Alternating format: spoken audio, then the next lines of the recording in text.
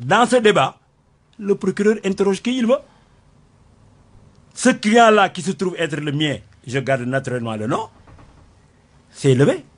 Il a donné des instructions, ses explications. Mais à l'étonnement général, parce qu'il a déjà parlé de Serigne Touba, c'est un marabout, jeune marabout. Le procureur de la République, Seydou Diao, en répliquant, a cité nommément, je le dis bien, Serigne Touba.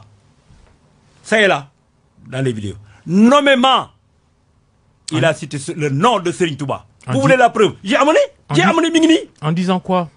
Je ne le dirai jamais. Vous savez pourquoi je ne le dirai jamais?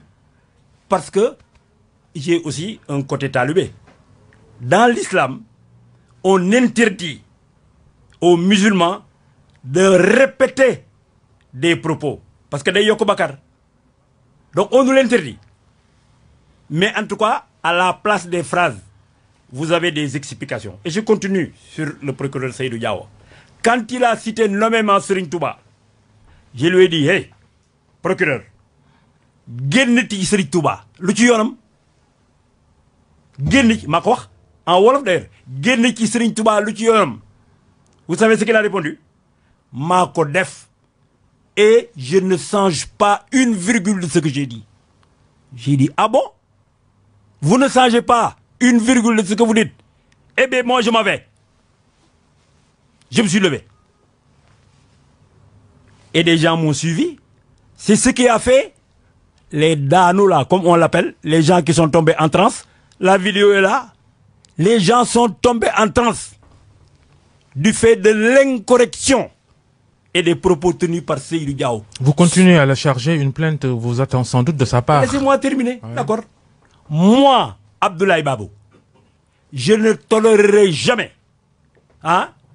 quelqu'un devant moi traiter Serigne Touba, avoir un comportement ou dire des choses inappropriées.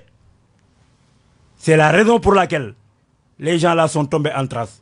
Ils ont été touchés dans leur cœur, dans leur conviction, dans leur foi. Beaucoup vous ont démenti, même des associations mourides, je peux citer Khoudamoul Khadim, qui s'est déplacé à écouter le procureur Diao.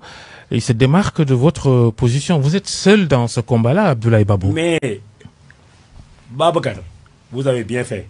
Je sais tellement, vous êtes perspicace, vous voulez me pousser jusqu'au fond. Mais pourquoi devrais-je avoir peur?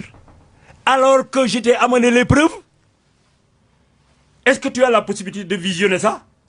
Je ne veux pas que ça gâche ton émission. C'est pas la tradition dans l'émission. Wow, voilà. Donc je dis à l'ensemble des Sénégalais, tous ceux qui nous écoutent aujourd'hui, que Maître Abdoulaye Babou a dit qu'il a les vidéos de tout ce qui se dit ici actuellement.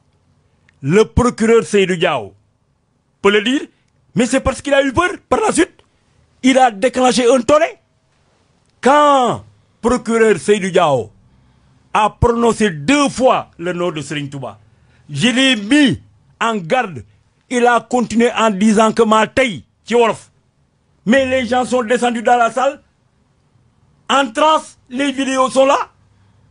Si on ne l'avait pas évacué, ça aurait pu être extrêmement grave. Vous savez très bien qu'une plainte vous attend de sa part. Je répondrai. Je veux terminer mon idée sur cet incident, sur le comportement de Seydou Diao. Sachant qu'il a fait des bêtises, mais on l'a exfiltré. Pourquoi il n'est pas resté dans la salle? Il sait qu'il a dit des choses extraordinaires. On ne cite pas Serigne Touba dans une affaire.